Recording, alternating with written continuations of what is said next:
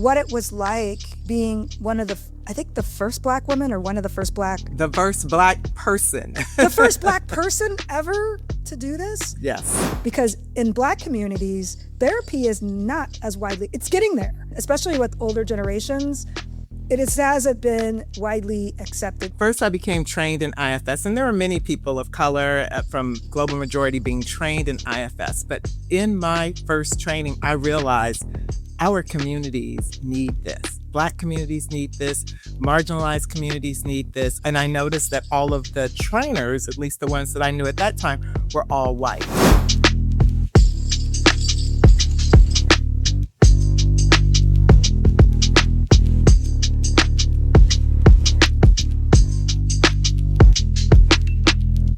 Hello, everyone, and welcome to the Leading Below the Surface podcast. I'm your host, LaTonya Wilkins. I am so excited about today's guest. Can I tell you, I'm fangirling. If you could see me on YouTube, I'm holding up a book. It's called Listening When Parts Speak, and it's by Tamala Floyd. So let me tell you a little bit about my journey here, and because I'm so excited to have her as a guest. So when I interviewed one of my previous guests, Sandra Davis, you should go check her podcast out if you haven't already. We talked about money, how to manage it, especially if you're a person of color or if you're from generations and generations of a lack of abundance or struggle. And she actually told me to check out Tamala's book because a lot of her concepts were based on it. And so I got this book and I've been through it a couple times. There's a lot of activities, but I strongly suggest it. Sandra said she wouldn't talk to me again about money until I read this book and I did all the activities. So I love that. I love that she has that. And this book is all about IFS and how do we use IFS to heal ancestral trauma. And I love it. It's like, or bring in ancestral wisdom. And I love the book because for a couple of reasons. Number one, I didn't know a ton about IFS before, and I don't really follow trends. I mean, and then when I've told people that, they're like, really, what? And then the second thing is I realized maybe I know a little bit more about it, I guess, than I thought, because someone actually took me through a session that was an IFS kind of based session, and he's like a trauma coach. So, and that was great. So we'll talk a little bit more about that later. But Tamala, I just also learned that Tamala lives on the road and travels everywhere and does all of these retreats. And it's funny because our next episode is going to be all about that. And we're going to talk to some other folks about that are doing this intentionally. So that's a little bit about Tamala, Tamala, what else did I miss? I mean, you covered a lot of it. And I'm sure we'll get into more about who I am and what I do. But I am a licensed clinical social worker, psychotherapist, IFS certified. I also, which I think we're going to talk about, am the first Black IFS lead trainer. And I'm just excited to be here and to share this modality with folks to let them know that healing is real close. And that's what we're going to be talking about. Yeah. Yeah. Healing is a big word these days, and being able to get there, because it's so hard, but it's like, it's not a straight line. And there's so many different glimmers and nuggets that you follow in the path to get there. So you didn't mention that you are in Panama. Right. That's where you're at right now. And like I said, Tamala kind of lives on the road, travels different places, does different retreats. And so we're going to get into that a little bit later too. But the first thing I want to talk about is, it's sad because it's a lot of times with Black women, especially, we're the first in our fields to do something, to do whatever it is. We are the first in our field. And a lot of times it can feel tokenizing. Yeah. I mean, for me, it was like, oh, you're the first person that did this. And I'm like, well, that's okay. And maybe talk about some of the other reasons why I got here. So I would love to hear first about your journey to IFS and what it was like being the only Black woman in this field. I mean, I was reading about it in the book, and it was, I could almost feel my body in that situation. So my journey to IFS began with, in the way many people's did, and that's with The Body Keeps the Score. So in reading that book, it talks about different trauma modalities, and IFS was one of them. And IFS was the one that really grabbed me. Some of the other ones I was familiar with, I was like, oh, I've never heard of this IFS. What is this? And it made so much sense to me because I have been a trauma therapist for 30 years and realized that IFS was getting to the very core of people's trauma. And that is not just treating symptoms, but getting to a place where we're really healing the wounds of the trauma. So that's what got me interested in it in the first place. When you talk about ancestor wisdom, some of this has probably been done before, passed on generations. Was this the beginning of the work? Or because you talk about, the discovery and the founder, but was this here before? Was it one of those, colonizing things? It definitely was here before. I mean, when we look at indigenous people and we look at shamanism, some of what we do in IFS absolutely draws from that. And Dick Schwartz, who is the founder of IFS, also really speaks to the ways in which he himself and others early on drew from shamanism and indigenous practices. And mostly that comes in when we're really looking at the ways to help people release the trauma. And when you think about indigenous healing, there was so much around how do we get this out of the person? How do we help the person to release whatever's holding them, whatever wounds they've been carrying and the traumas? And so, yeah, IFS definitely does pull from indigenous work and shamanism. Yeah, I'm really glad to hear that there's credit given to, because I do feel like, again, I hadn't heard it was like in IFS. I'm familiar with your body keeps the score, but I've just seen maybe it's named different things. And like I said, I was talking to a friend of mine and she was like really angry because she's a psychotherapist, a legit psychotherapist. And she's like, a lot of people are practicing this and they have no idea. And there's just been a lot of blowback around it. But I do want to hear what it was like being one of I think the first Black woman or one of the first Black. The first Black person. The first Black person ever to do this? Yes. Yeah. So I would love to hear what that was like, because I'm sure there were a lot of things you experienced, from a surge of folks that went to work with you. Also, in the book, you talk about even how you might present this a different way, because in Black communities, therapy is not as widely, it's getting there, but it hasn't been, especially with older generations, hasn't been widely accepted. So I'd love to hear about your experience at the time and what that was like and how it's evolved over time. First, I became trained in IFS, and there are many people of color from Global Majority being trained in IFS. But in my first training, I realized our communities need this. Black communities need this. Marginalized communities need this. And so and I noticed that all of the trainers, at least the ones that I knew at that time, were all white. And I was just like, in order to get this into these communities, someone Black needs to be a trainer so that they have connections to these communities, and also getting more people of color trained. So I wanted to be trained. And so I signed up and did the research to find out how to do it. And they gave me a mentor. Of course, it was a white mentor because I was the first person of color in the organization, in the trainer track is what they call it. But what I saw my role as, LaTonya, was the gatekeeper, in a sense that to open the gate. Like, how do I come into this organization, learn what I need to learn, and then encourage others of color to come in to positions of leadership? Because that's what was needed.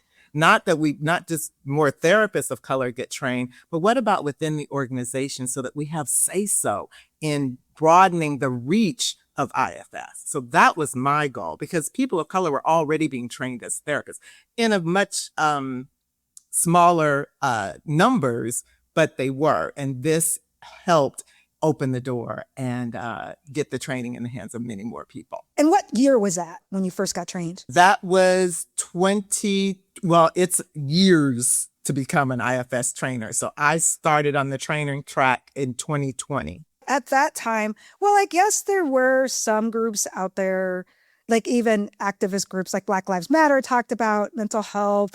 Like we were starting to talk about mental health, but it sounded also like you had to change a lot of the language. And so I'm wondering, what was that like with like your peers and your colleagues? Like when you like, were they like, what is she doing? She's not doing this right? Or how was that? I was noticing, okay, so I've been trained in IFS on the trainer track, and I also had a private practice. So I'm applying IFS to my clients, which I was in the rural South in Louisiana, lots of Black clients, and lots of Christian clients, and wanting to, as I'm working with my clients, realizing that some of this languaging and some of the ways in which we're doing things don't land for my clients. An example being, in IFS, we are working with what we call parts, and all of us have parts. It's the way in which we are comprised. And so we have parts that we call storytellers in IFS or narrators. And often, if that is not a part we're working with, like say you have a part of yourself that's critical, and so instead of me connecting and hearing from your critical part, there's a narrator telling me about your critical part. So in IFS, we would want that part to step away. But what I found with my Black clients and my other clients of color is that because of their communal ways of relating, these parts that tell the story were important. You know, many people of color come from backgrounds where story is important. So that was a big one because often the white trainers are just saying, get that part to step back. We don't need to hear from that part. Let's focus on the critical part. And I was saying, actually, this part has some wisdom. Like, we want to hear from the one that's telling us the story about the other part because there was information that was valuable. And anyway, even when I would ask the part to step back, it would keep coming back. No, I have something to say. So that was something that I got a little pushback on, but I just continued to say, well, this is what I'm seeing in my practice. And these are the people that I work with. Now we listen to that storyteller because we realize there's wisdom there. Well, it certainly, that's interesting because it certainly sounds like that was influential. It was somewhat successful, at least because that's the only time that I've really encountered IFS in coaching is really when you're engaging with that part. Like I can't understand why you would try to let it go. And maybe that was your point. Like culturally, it's like, that's a part of me. That makes me who I am today, right? Absolutely. Absolutely. And the thing is, in IFS, we're always looking at the target part, you know, the part in which the client presents as, hey, this is a problem in my life. I have this imposter part. It comes up. It makes me feel insecure. I know that I have the skills and the education, but this keeps coming up for me. So that's the part we want to work with.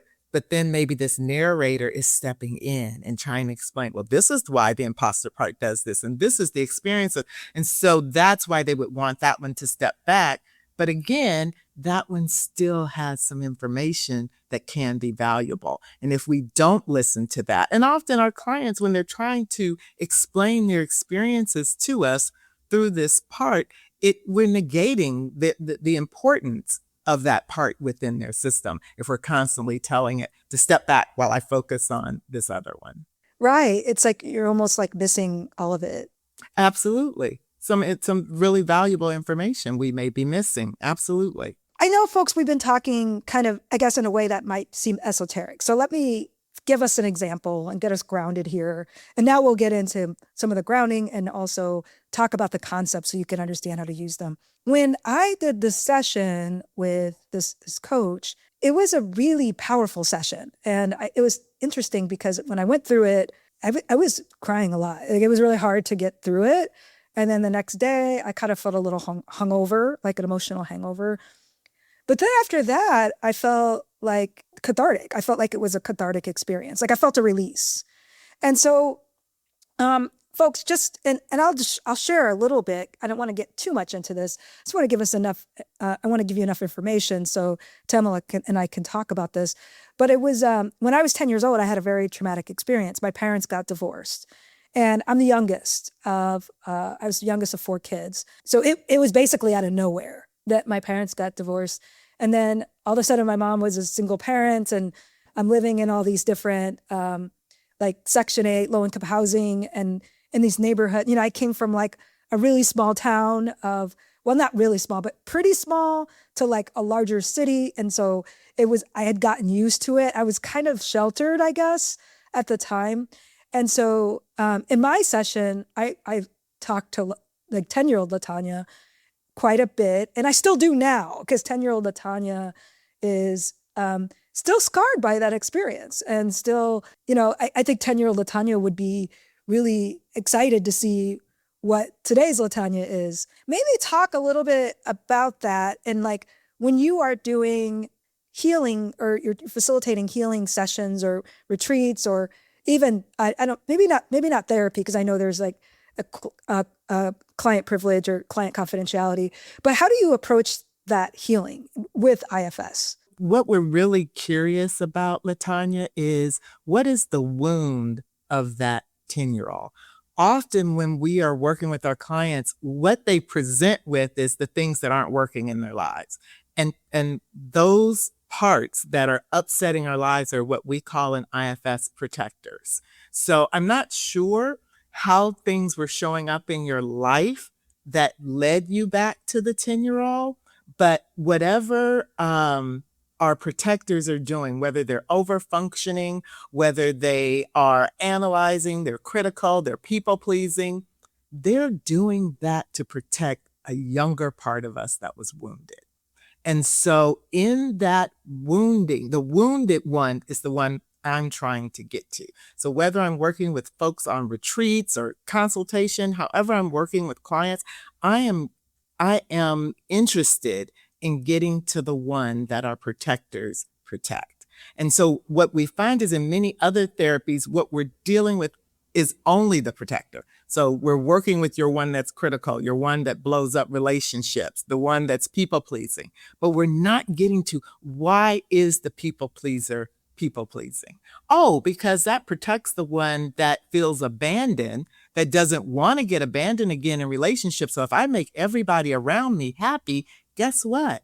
That little one that got abandoned, maybe when my parents also divorced when I was 10. So I'm telling my story here that kind of overlaps with yours a little bit.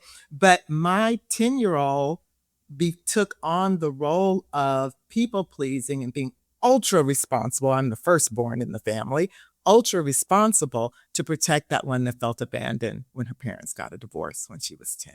So that's how it works. So I'm going to be working with the people pleaser or the critical one or the raging one. And then I'm curious, why is this raging one raging? What is it afraid to allow us to get close to? Oh, they're afraid to allow us to get close to that rejection you felt when, your first boyfriend broke up with you. And so those are the things that we want to get to heal. What a coincidence that we were both 10 years old. And so let's continue unpacking this, because I think people might really find some resonance in this. So let's first start with 10 years old. We both had this. What would you say your wound is? It was abandonment and rejection, and not good enough. Not good enough too. Yeah, those three. Now that you know IFS and you practice it, like how do you interact with that 10-year-old, knowing that you have that wound? Because the 10-year-old has released the burden of feeling not good enough, rejection and abandonment, now she's just a kid that I interact with so the other thing, let me say this first. So once our parts release the burden, in my case, say of abandonment and rejection, then they have access to qualities that got covered up because of the abandonment and the rejection. Oh, yeah. So my little 10-year-old wanted to play. Like she didn't want any responsibility. She just wanted to play and connect with people. And so that's how she shows up in my life now. She is play. Hence my travel life. This is my 10-year-old, that really caused me to connect with her in a way that said, hey, travel would be fun. Learning different languages, traveling around the world, seeing different things. And I continue to reconnect with aspects of her in my travel life, like her love for art, her love for architecture. I mean, there's sometimes we're in cities and she's just looking all around, big-eyed, like, wow, this is amazing. I get to do this. And I, older Tamala, gets to be connected to her and all of her gifts. It's almost like the inner child concept, right? Yes, absolutely. I love that. Yes, because I didn't even think we were going to get to this. Yes. This is great. You're talking to your 10-year-old self. You're consoling them, helping them let this go, and then you could get to all the things that us at 10 didn't do because we were hurt. We were. I know for me, I just wasn't feeling like I moved to a different town. I didn't really fit in. I talked different. I was kind of nerdy. Like all these things. And I love that because there are a lot of things that I didn't do. I was just trying to get by, right? And so now that you have reconnected with your inner child, what are some of the things you would say you're doing? Because you are traveling. You mentioned traveling, and that's something that you're doing, which is beautiful. That's beautiful. Yes. Yeah. And my inner child loves the beach. Like where we are now in Panama, we're right on the beach. I mean, she just drags me by the hand and takes me to all the things. But yeah, so it's the beach, the art, the freedom to just not have to be responsible. And granted, of course, I have to be responsible, but there are times in my life where I'm really listening to her, like, you've been working too much. Let's just go play. Let's go for a walk. Let's call a friend and connect. Ask a friend to go out. So those things that keep my life balanced instead of just work, work, work and over responsibility and taking care of others, because those are some of the things that my protectors did so that we did not have to feel the pain. And I think one other point that I want to bring up as we talk about our wounded younger parts is that, I said that qualities got covered up. And so now the part has access to that, like play and freedom and rest, right? All of our parts have innate positive qualities that we are born with. And those get covered up. So this kind of free-spirited, carefree energy of this little girl got thwarted and hidden away because of the feelings of abandonment and rejection. Right. It just takes over. And it's like as a child, you don't really know how to do it, especially if you don't have models in your home, which I'm sure you didn't. I had no models around any of that. I mean, my family was very religious, and it was like, even my elders, like if they did therapy, it was through a pastor. And it was like, I'm like, I don't know about, I mean, I'm not saying that's not therapy. I'm just saying like for a lot of folks, like, like sometimes what they want to talk about in therapy is not compatible with Christianity or any religion. Right. Yes. It's like, do you just not talk about it? Do you just hold it in? And so with that, how did you connect or know what you were interested in? When you said traveling and you said the beach, and it's funny because like I now as an adult, and it's like in my midlife now at this point, one of my favorite things to do is go on a walk and on Lake Michigan to the bird sanctuary. So I like watching the birds and seeing them, and then I'll sit outside and I'll read. I love biking. I love hiking. Like I never did any of that stuff as a child, and exploring in the woods and camping and so. But how did you find those things, and like what actually counts? Because sometimes it's like when we talk about this inner child work, people are like, well, that doesn't really sound like real fun. And I'm like, but is it, right? If you want to read books, or if you didn't have time, when you were a kid, if you weren't allowed to read books or do something, does that count as an inner child? And it's like, what do books open us up to? Imagination, adventure, exploring new worlds. So those are all things children, a lot of children anyway, are interested in and come here with. For the 10-year-old anyway, it was about adventure. It really, really was. And prior to my parents getting a divorce, I had this connection with my dad being his first child where we spent a lot of time together, like at the beach. I grew up in a beach city in California. So I spent time with him at the beach. We did a lot of traveling, but it was by car, up and down the California coast. So there were these things that were a part of my life that then I wasn't doing because I was so connected to, the people pleasing and all of that and overperforming. But once I healed her of those feelings of rejection, I was able to reconnect with her spirit of adventure. And so adventure for a 10-year-old certainly looks different than adventure for me now, but it's that spirit of adventure. It's the things that she pushes me to do that's connected to. So it's not like I'm doing the 10-year-old adventurous. Well, some of it is, but I'm also, she's bringing, like, fueling the energy of adventure, right? And exploring and new experiences. Yeah, I love that because it doesn't have to be exactly the same. And I love this story about your dad because I with my dad I remember just he was just funny. So I would always laugh. And so that's another thing that I feel like I'm connecting with. Yes, yes. So maybe bring in humor. I like comedy and I know comedians and there's actually a show I'm going to this weekend, like, because I have this little community of comedians. I've taken comedy classes, and yeah, it's just like being able to laugh at this stuff. And the reason why we're getting into this, so I'd love to kind of start helping people kind of get started. So you in your book, you have all these activities, you have a lot of journaling exercises. So folks, we just happened to both have a traumatic incident at 10 years old, and it was the same one. So we're very aligned here. And I want to live in Panama one day. So what are some things now that we've kind of provided some examples, like if people wanted to start with what's holding them back and going back, maybe what would be the first step? Would you say identifying that childhood experience or identifying an experience in your life that actually is defining you today, that whether that's good or whether it's holding you back, like where should they start? And then where should they go from there when applying the IFS framework? I think people should start two places. The first place is what's not working in your life. There's a reason that's not working. And there probably is some history in that this has happened over and over and over again in your life. So that's one place to get curious, because if it's not working, then why not? If relationships aren't working, what do you see as a common thread in these relationships not working?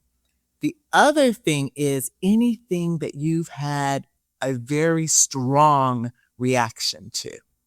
You need to get curious about that. Like when I was in relationships, this is before my healing, early dating, I had a part that raged, just raged. And at some point, my mom actually brought it to my attention that, maybe this rager is part of what's a problem in your relationships. And I was like, what do you mean? But I took some time to look at what that was about. And that was actually beginning long before IFS, but the beginning of me looking at really was a protector.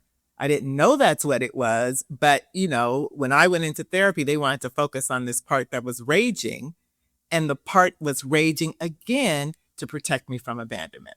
When it looked like a partner was going to leave me, this rager came out. If it looked like the relationship wasn't going well, this rager came out. And that was protecting that young one that got abandoned when her parents got divorced. So you have to be curious about the things that show up in your life over and over again. And sometimes those things that are showing up over and over are things that other people point out to us. Like, it was my blind spot. Like, I didn't realize I was getting as red hot as I was. Yeah, that's really interesting because I love that question about what are you reacting to and what are you having strong reactions towards?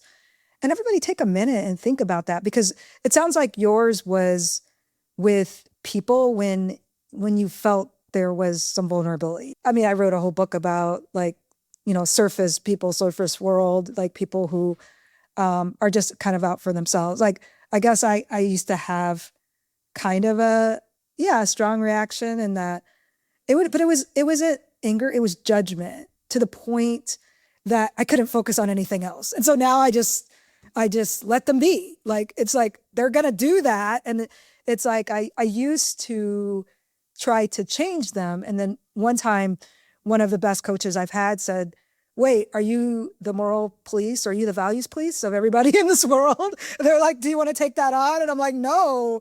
And so then, But that's really interesting. It's also me scaling my business, the reactions I used to have to, selling and business development and asking for things or sticking up for myself. Because when I was younger, when I stuck up, like nobody really listened to me. Right. And so now but I'm doing that now, but I had to like practice. And like, I used to have a very strong reaction or aversion, and I would just kind of drop off the face of the earth or act passive aggressive or just let people do things to me that were not aligned with what my needs in the relationship.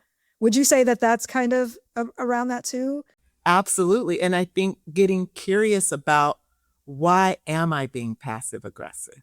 And here's a question to ask that people can do a little check-in, is to ask the question when you see the passive aggressive or the rage. This is what helps us understand why the part is doing what it's doing, is to ask that part or ask yourself, what am I afraid would happen if I didn't become passive aggressive? What am I afraid would happen if I didn't judge others for what it is they're doing? In my case, what am I afraid would happen if I didn't rage? And the rager's fear was, I will be left alone. They will abandon me. They will reject me. That was its fear. So that's why it had to just rev up the way that, which actually did exactly the thing it was afraid would happen. People leave when you're red hot and raging. Yeah, you're just creating this situation, right? Implicitly. Absolutely. And I'm just having a little fun with this. But what about like jealousy and envy? If people are constantly jealous or envious about other people. Sometimes I come across those people or people who are that way and they're like, well, don't you look at this person and look at what they're doing? And I'm like, I don't. I just don't. But that took a lot of time and healing to do. So if someone watching this podcast is feeling that jealousy or envy, what could that part be? Or what might that be telling them? It could be a lot of things, first of all. But what popped in my head first is that not enoughness, or if we come from a background that says there isn't enough to go around. So, when someone else has more than me, then I'm going to get envious of them because that means I won't get that because they already have it. When we know that that's not true, there's enough. And if we move through life saying, I can't get that because LaTonya already has it, so I'm just going to be envious of her or try to get it from her, when there's other avenues for us. So we have to get curious about what is under that. Like, what's the pain? And I think it's really hard for people to do that. Yes. Because they get so stuck in the jealousy and the anger. It's something that I saw on Instagram and it's still in my head, but she talked about growth mindset versus fixed. And like, if you are trying to be friends or even have a romantic partnership, if you're growth and the other person's fixed, it's not going to work. If a lot of people I think they have a hard time with this because, well, do you have to have a growth mindset because it's like, I do think there are several, folks that, especially if they're jealous or something, they talk about all the reasons why everything's stacked against them instead of, which it might be, two things could be true. There could be things stacked against you. You have this fixed mindset too. Yeah, I felt that way in my life. Well, this is the thing. Our parts are complicated. So this is why we can live in this duality and it feels like we are actually being contradictive, but we're not. We're really not. It's that one part holds one position, another part holds another, and a third part sees it a whole different way than the other two do. And that's all in us at the same time. If you were someone who just sees things as black and white, you might see me bouncing around these three parts as some type of level of dishonesty or inconsistency. Whereas it really is just that at this time, this type of part shows up. And at another, something else that may be totally polarized to that first one, holding the completely opposite position. And someone said, well, yesterday Tamala said this, and now today she's saying that. Well, you're dealing with two different parts of me. Well, and poking hole, like, oh, you're not consistent. Yeah, that's right. Yeah. I love that because it's like, from now on, if someone says, oh, you said that, I'll be like, okay, that must have been my other part. I'm not going back and forth with you. That was my other part. It's all me, though. It's all me. Would you say IFS is a fad? Absolutely not. How would you respond to that? Because some people say it is. I know some folks that are licensed therapists, PhDs in their area, the researchers. One of them was telling me about Gwyneth Paltrow, and I don't follow Gwyneth Paltrow, but I guess she has some sort of mental health business, and it's IFS, and I guess people have been harmed. So how would you respond to that? People are going to be harmed in any profession where someone is doing the work and they're not qualified. I don't care what it is you're doing. If my plumber comes in and doesn't have never went to school for plumbing, and he busts up my plumbing, well, that's because they weren't trained. So when we're saying the problem is the IFS is hurting people, it's who's applying it. The reason that I don't believe that IFS is a fad is, one, I've been in the field for 30 years. I train people, I've taught, and the folks that I work with primarily are women who've experienced extreme trauma of childhood sexual abuse. What I know from doing this work is much of the work that happened, say, previously to the last, say, 15 years or so, was not truly getting to the root of the trauma. And we really, over these last 15 or so years, really have gotten a better understanding of the impact of trauma and what is trauma, and things, interventions being trauma informed. The beauty, the difference about IFS, and there's some other models out there too. I'm not saying IFS is the only one, but the beauty about the models that get to the root of the trauma is that we now can heal the trauma instead of teaching people, which we used to do, how to manage the impact of the trauma. That's very different. If I'm managing my rage versus going and healing that part of me that feels rejection, now I have no reason to rage because the rejection has been addressed. It's kind of like recovery, right? Like if you don't fix the problem underneath, you're going to drink again, or you're going to do drugs again, but you have to fix the problem, the underlying problem. And then you're like, oh, okay, I don't really need to do that anymore. Absolutely. Absolutely. Before we end, I'd love to hear, what are you reading? What other practices are you interested in, like, that people should know about? The other practice that we haven't talked about here is bringing the ancestor wisdom into the work of IFS. You asked me earlier, what other contributions have I made? That's the biggest one. When we're doing IFS, there's these things called legacy burdens. These are burdens that get handed down one generation to the next. We were not the one that experienced the original burden, but yet we carry it and we respond as if we did. And so with legacy burdens in IFS, we often would bring the ancestors in, but in a very different way than I do. The way that we were bringing it in is that we were making the decision as the client of how to unburden and release this. And what I said is that, I come from a long line of ancestors, and this is the work that I was finding with my clients, where they didn't want to hand it back and keep handing it back down the line to wherever it came from.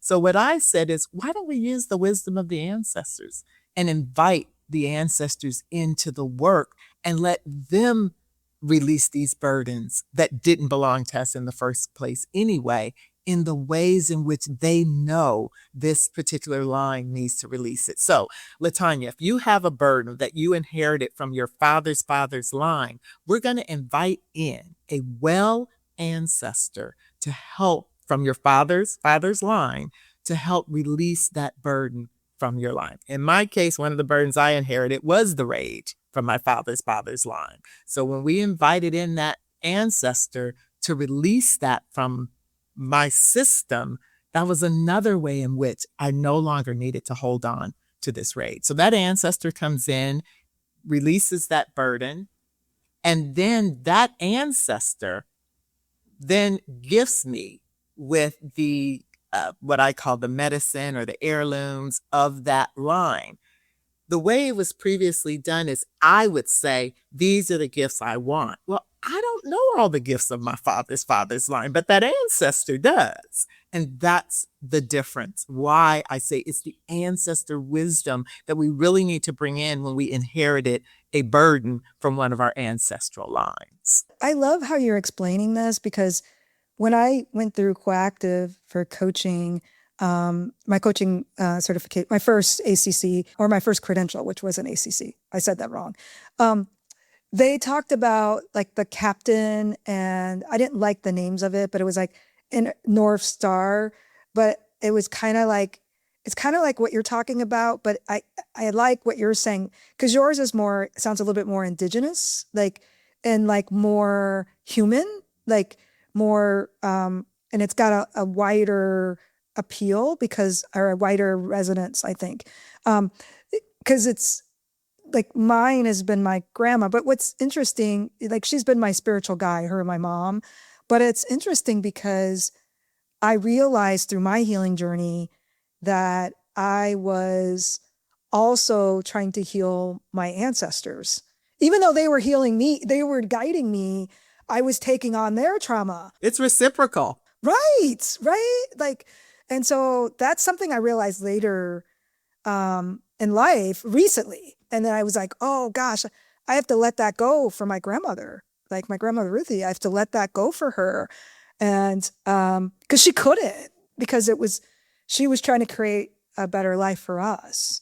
And the burdens of doing that for her, I can't even imagine what that was like. And so, what else would you, anything else you want to say about ancestral wisdom? Yeah, I love what you're saying about healing your grandmother, because the piece that I did leave out, just trying to figure out how much to say, but since you brought that in, is that when we are doing a legacy burden or generational wound release, we do ask everyone. So I would have asked every man on this line that inherited this rage, every person on this line that inherited this rage, to come forward, all my ancestors. And then that wise one that it's healed from the rage or either never had it, that one releases it from them. So all of us, my dad, my brothers, me, all of us get to release the rage that we inherited. I know one big practice is people have altars, right? And like the altar, is that something you would recommend if someone wants to start this? I absolutely do recommend that. Absolutely. I think, and just communicating with your ancestors, and you can start with ancestors that you know, like if you knew your grandmother and your grandmother has passed on, or a great aunt, whoever, start talking with those ancestors, and then we can broaden and reach further and further back into folks that we don't know their names, or we know their names but we never personally knew them. And because our connection with ancestors is the same connection that we can have with friends and people in our lives, we just have to be consistent and have those conversations with them. So folks, I think that's an easy thing to start, right? If you already have a journal, like I know I have pictures of my ancestors in my journals, and plants are another way that I don't know, they keep me grounded to ancestral. I have plants from some of my ancestors, and so that I've kept alive all these years. Yeah, so like, yeah, maybe think about that, like connect with that wisdom, like who in your lineage was someone who brought you joy, who brought you calm, who brought you healing, who was like my grandmother. The reason why I bring her up is she was so accepting, is like my unconditional love. I just encourage people to connect with their ancestors and not to be afraid to reach out and get the help that they need. You spoke earlier about the fact that often in communities of color, we're not going out and getting therapy. And one of the things that I am committed to is bringing IFS to folks who might not reach out for therapy, because what I've also learned that is a little different from the ways in which people use IFS is that we can use IFS to do some of our own healing. And to that end, I created a space, an online healing space called Healing Works Academy, in order for people to do their own healing work. So it's not just that you need to go to a therapy. You can use these IFS concepts. And so it's a group of videos that take people through working with their parts. So if you had a part that was, like we had said, that was overreacting to something, that's where you would start and work with that part. Because what I know is that IFS works and it heals, but everybody's not going to go to therapy to get that healing. So how could I also bring it to folks through retreats also? So that's another way that I'm trying to get IFS into the hands of as many people as possible so we all can get the healing we deserve. Yeah, I love that you're making this accessible because, yeah, everybody doesn't want to do talk therapy. Like, and that might not be for everybody. No, and it's not. It's not. Oh, thank you for saying that, because a lot of people think that therapy is the end all be all. It's not. It's like there's many different ways to heal. I love the ancestral wisdom. I mean, my healing has been a hodgepodge of so many different things. And some it's spiritual, some talk therapy, some ancestral wisdom, journaling. I mean, writing, there's so much, connecting with the outdoors. So I'd love to hear more about these videos. So tell us where we could find these resources, and I'll also leave those in the show notes, folks. You can find everything I'm talking about at tamalafloyd.com. That's my website. And the academy is called Healing Works Academy. There's a link to it under Work With Me at the website. And same with the retreats. I have 2 retreats coming up, one at Esalen Institute in California, and the other one at Omega Institute in New York in September and August of this year, 2026. August and September. Oh, I have to check those out. See? Yes, please do. Please do. I am. Yes. Folks, I also, if you're watching this on YouTube, you're seeing me holding a book, definitely purchase her book. Any of this is even interesting to you. I know this is it's a journey, and sometimes it's scary to start, or if you're in it, sometimes it's scary to get deeper. So definitely a really good starting point, again, accessible, is Listening When Parts Speak. So I'll also leave that in the show notes. And is Bookshop okay? Absolutely. Yes, absolutely. Mm-hmm. I'll leave the Bookshop link. Always support independent bookstores when you can. And so that's the first link I will leave, and even though you can get it other places too, as I've noticed. All right. So Tamala, how can people find you? So we have your website. Are you on social media? Are there places where people can follow you? I'm on IG at Tamala Floyd _author. And I'm on LinkedIn. I think it's just Tamala Floyd at LinkedIn. And I'm also on Facebook, Tamala Floyd. So you got 3 other places to find her, folks. Absolutely. All right. So for everybody that stayed till the end, you saw that we were in for a treat. I mean, we got to the real stuff when we got to our ancestors. So thank you so much for listening, folks. Definitely follow Tamala's work. I know I will. I might even see some of you at the retreat in New York. And we'll see you next time.